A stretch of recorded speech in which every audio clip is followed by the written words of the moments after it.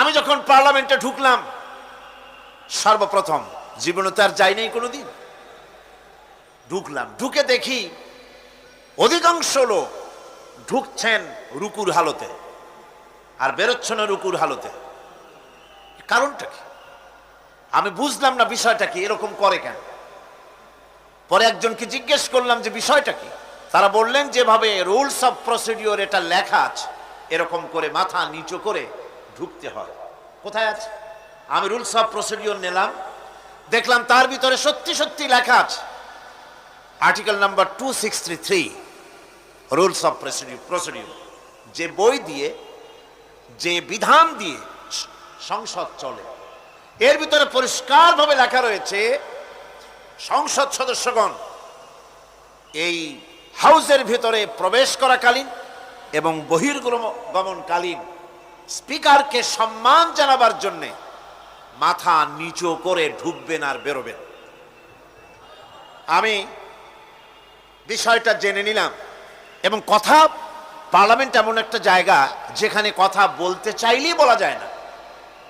অনেকে মনে করে তাদের এমপিরা খালি বসে থাকে, কথা কয় না কেন? কারণ কথা বলতে জানা লাগবে, বিধি জানতে হবে। ওখানে দাঁড়ালেই জিজ্ঞেস করে কোন বিধিতে কথা বলবে, এবং বিধি যদি জানা না থাকে তাহলে আহাম্মকের মতো খাড়ায় থাকতে হবে। আমি বিধি জানতে চেষ্টা করলাম। পরের দিন, 3 দিনের দিন, আমি সব গোছায় টোছায় নিয়ে উপস্থিত হলাম, সংবিধান পড়লাম, রুলস অফ প্রসিডিওর পড়লাম, এরপরে আমি ফ্লোর নিলাম। ফ্লোর নিয়ে আমি সেখানে স্পিকার সাহেবকে বললাম, মাননীয় স্পিকার, আমি এই হাউসের ভিতরে দেখতে পেলাম একটি জিনিস যেটি রুলস অফ প্রসিডিওরে লেখা আছে, আর রুলস অফ প্রসিডিওরে যেটা লেখা সেটা আবার সংবিধানের সঙ্গে কন্ট্রাডিক্টরি একটা ব্যাপার।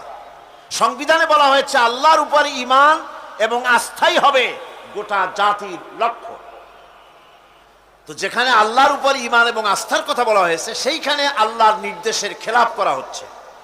মাথা নত করে আপনাকে সম্মান জানাবার জন্য যে প্রসেস, যে সিস্টেম, যে কাস্টমস, যে ট্র্যাডিশন তৈরি করা হয়েছে, তা সম্পূর্ণ ইসলাম বিরোধী, এটি সম্পূর্ণ শিরক। যেহেতু মানুষ আল্লাহ ছাড়া সম্মান দেখাবার উদ্দেশ্যে আর কারো সামনে মাথা নত করতে, ইন্না শিরকা লাযুলমুন আযীম, এটি হলো মস্ত বড় গুনাহ, মস্ত বড় অপরাধ। আমি বললাম, রাসূল কারীম সাল্লাল্লাহু আলাইহি ওয়াসাল্লাম বলেছেন, তোমাকে যদি কেটে টুকরা টুকরা করে ফেলানো হয়, অথবা তোমাকে যদি জ্বালিয়ে পুড়িয়ে ভস্ম করা হয়, তবুও তুমি শিরক করতে পারবে না। সুতরাং এই সংসদে যেটা হচ্ছে এটা সম্পূর্ণ শিরক, এটা কবিরা গুনাহ, এটা হারাম।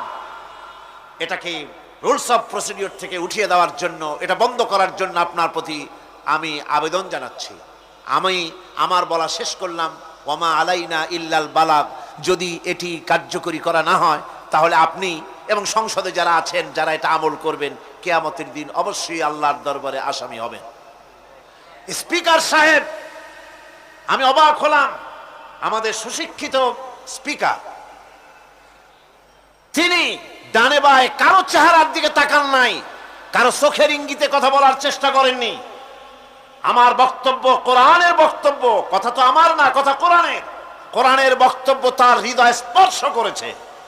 সঙ্গে সঙ্গে স্পিকার বলেছেন, আমি আপনার বক্তব্যের সাথে সম্পূর্ণ একমত, কিন্তু আমি তো এটাকে উঠাইতে পারবো না, এটাকে আমি উঠাতে পারবো না, এটা আমার ইখতিয়ারের বাইরে, এজন্য আপনাকে নোটিশ দিতে হবে। আমি নোটিশ দিলাম। নোটিশ মনে হয় কোন কোল্ড স্টোরেজে আশ্রয় পেয়েছে। আমি সেটাকে গরম করতে চেষ্টা করছি। আগামী সংসদে ইনশাআল্লাহ আবার উঠাবো, যতক্ষণ পর্যন্ত সংসদ শিরক মুক্ত না হচ্ছে। আল্লাহর গোলাম এই শিরকের বিরুদ্ধে সংসদে আওয়াজ তুলতেই থাকবে ইনশাআল্লাহ।